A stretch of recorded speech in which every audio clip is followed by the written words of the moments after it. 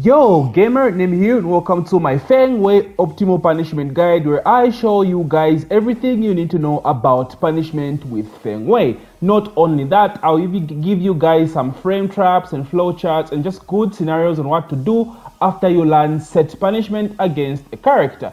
So as usual, my guides are fairly long, maybe 20 minutes max, so please watch the video at your own pace by using the timestamps if you want to check out a specific punishment for your characters. And lastly, I will try to avoid the use of frame data because I want to be clear as possible to beginners as well, because frame data is a scary subject for beginners, but I will use it here and there because at the end of the day, you still have to learn about frame data in this game. So without further ado, let's jump right into it. Okay, so first, let's start with his fastest punishment in his game, or his jab punishment, or at high level, his 10 frame punishment. So he has two options for this. He has 1-3 and 1-2. So 1-3 does 2 points less damage than 1-2, but 1-3 has more frame data than 1-2. It's more advantageous on block. So you have to decide whether you want more plus frames or you want more damage. So let's first talk about 1-3. So like I said, 1-3 is very strong, 24 damage, leaves you at +8, which is very strong, right? Very strong. So like your follow-ups are very scary after this, right? With FENG especially, it's ridiculous. So like I said, being so advantageous on hit, the frame traps you have after this is crazy, right? It's crazy. So like for beginners, what I mean by frame traps is moves that are guaranteed to hit or to still be your turn, right? After you throw, or let's say uninterruptible moves you can throw out after throwing out certain moves, right? For example, if I throw out 1-3 into down forward 1, right? This is a frame trap, meaning the opponent has no choice but to like respect this unless they do like, you know, a power crash or go into hit, that kind of thing. So the strongest frame trap with FENG is down forward 3 after 1-3, right? Because remember, this is +8 and down forward 3 is 18 frames. So this is uninterruptible. At best, they're going to trade with jabs, but you still get a combo. So for example, 1-3 to down forward 3. So let me just record the CPU to do exactly that. Record, yes. So I'll try to jab after this. I'll jab, you see? A trade in their favor, right? It's so strong I can't even step after this, as you can see. Right? It's ridiculous. So unless just stuff like hit, you know, and power crashes, right? So for the most part, they are respecting this. It's pretty strong, right? So yeah, that's what makes 1-3 a very ridiculous punish. So even stuff like 1-3 into down back 3 is a frame trap, right? They have to respect you for this, right? So it's a guessing game. They either duck and get hit by the mid, or stay standing, get hit by the low.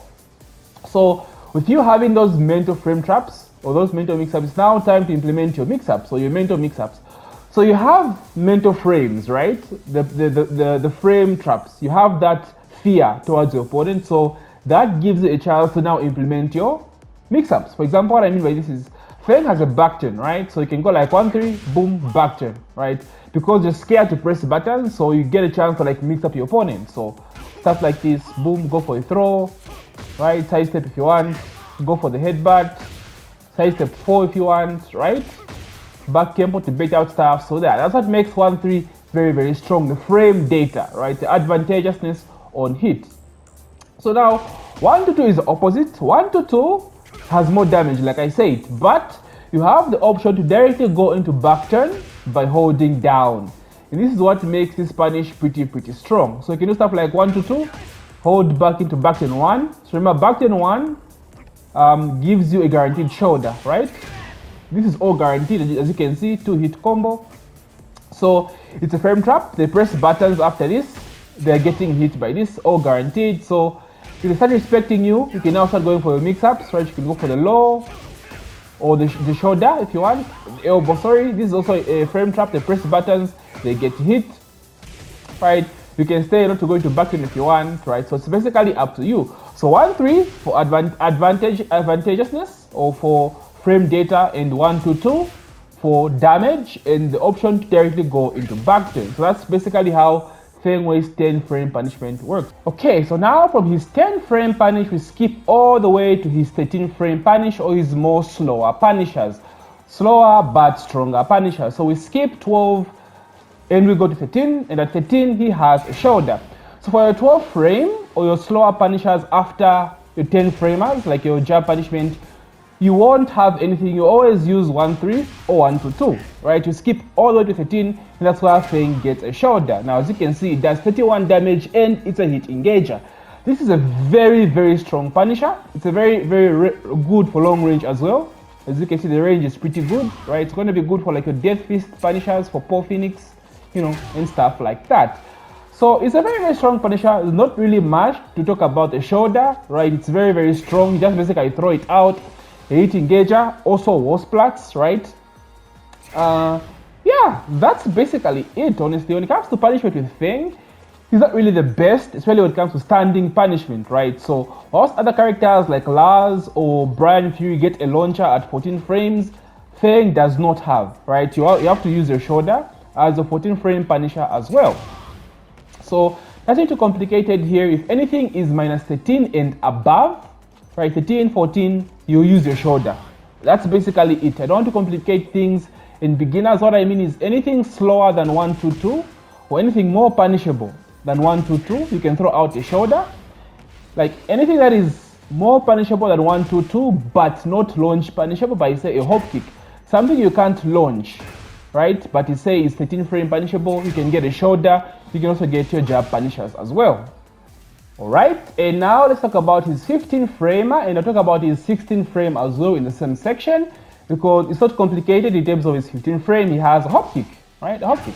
So anything that is launch punishable in this game from while standing, Feng will always use a launcher, right? Now, in a sense where you can use a launcher, for example, let me use Rising Dragon as an example. So let me just record Feng to do forward 3-4, which is a launch punishable move right here, right? So Rising Dragon, as you can see, it's launch punishable. Now, beginners, like I said, right? Anything that is launch punishable, meaning you can get a hop kick, you can get a launcher out of it, but you can get every other punish that's faster than your hop kick. So for example, the punishers we spoke about, right? 1-3, you can still get 1-3, you can still get shoulder. But these are not optimal, right? If we talk about optimal punishment, you must always use the most optimal punisher. In Feng's case, if something is launch punishable, you must always throw out his hop kick, as you can see, right? That's basically how it works. That's basically how punishment works. So everything launch punishable for Feng, you must always punish that with his hop kick. Simple and straightforward. Okay, and now for this section, I want to talk about Feng's long range punisher options. So 15 frames, he has down forward 1-4, natural combo, 15 frames. In some cases, something might be launch punishable, but because of the pushback that move has, you won't be able to land that hop kick, and that's why your long range punishers come into play. Now, it's good to have long range punishers that have very fast startup, right? If you have something fast and has long range, then you are settled in this game. That's one of the problems that Feng has. Like, he doesn't really have something very, very solid in terms of like long range punishers. So like I said, his shoulder has some decent range, his down forward 4-3 is good at decent range as well, and his down back 1-4 comes out at 16 frames, 1 frame slower than his hop kick, and his down forward 4-3, but does the most damage. So just to give an example, I've recorded Paul here to do the Death Fist. So like I said, you can do shoulder for Death Fist as a punish, right? You can also do down forward 4-3 as a punish, and down back 1-4 as a punish. Now, like I said, the range can sometimes be deceptive, especially moves like Death Fist have a ton of pushback if spaced right. So that's where Feng will struggle with while standing punishment. So for example, I was too close again. You see that? These whiffs, right? Depending on the spacing, these whiffs as well. Right? So a character like Lars has back 3-4, which will always land after Paul throws a Death Fist no matter the range. Horang back 3, no matter the range, I think will always land. So That's one of his biggest weaknesses for Feng Wei in terms of like long range punishment. He has nothing consistent, but either way, his outstanding punishment is still pretty strong. Alright, so now let's talk about Feng Wei's outstanding punishment, which is also not that complicated. Like Feng is a very straightforward character when it comes to punishment. You don't have like gimmicks into stances, that kind of thing. So I'm sure this guide won't even be that long. Okay, so first for 11 frames, so his fastest outstanding punishment, the equivalent of his jab punishment is outstanding 4. Generic, nothing too special about this. Only 18 damage, right? Feels like wet noodles, honestly. You know, but plus 7 is pretty good, very, very advantageous. So you can go like outstanding 4 into down back 1 as a frame trap. They have to respect this. You know, outstanding 4 to down forward 1. I'm sure this can be backdashed, right? Outstanding 4 to down back 3, frame trap as well, 17 frames. But honestly, that's basically every other outstanding Punisher, right? Basically every other character has this, you know. So he skipped from 11 to his 13 frame Punisher, and in this game Feng got buffed. He got a new 13 frame Punisher, and in this game there are so many lows that are minus 13, right? Even Eddie now is coming with very strong lows that are like minus 13, so you must have a strong outstanding 13 frame Punisher. So in case of Feng, like I said, you got buffed, you got this new outstanding 1-3. It looks sick, you know, pretty good. Only plus 4 though, so you don't really have like crazy follow-ups after this. But the best thing is, you know, down forward is pretty good. And as you can see, there's so much pushback after this outstanding Punisher. So backdash from your opponent beats so many options. They can get out of range of so many things, right? So in terms of like frame traps, you have to be very careful, because you don't really have that many options, you know. This is even without the opponent moving, mind you, after this punishment, this Punisher, right? So it's not really meant to continue momentum after the Punisher. For that, you might want to use outstanding 1-2, which is other outstanding Punisher.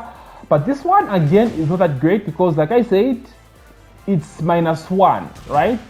Basically you are not plus. It's not your turn after you do this Punisher, after you learn this Punisher.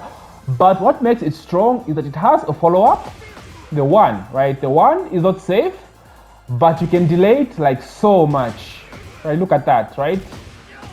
Right, so you have to use it as a mix-up to continue your pressure. You can do like after the 1-2 into down back 3, right? Because people are scared of the last hit, right? So yeah, like I said, his punishment is not that great, right? Although after the 1-3 does so much damage, but like, you know, you don't really have the chance to take advantage of your frame data, of your plus frames, which sucks. And then one after 1-2, like I said, is a mix-up situation, so not guaranteed pressure as well. So we skip from his 13 to his 15 frame, which is outstanding 3.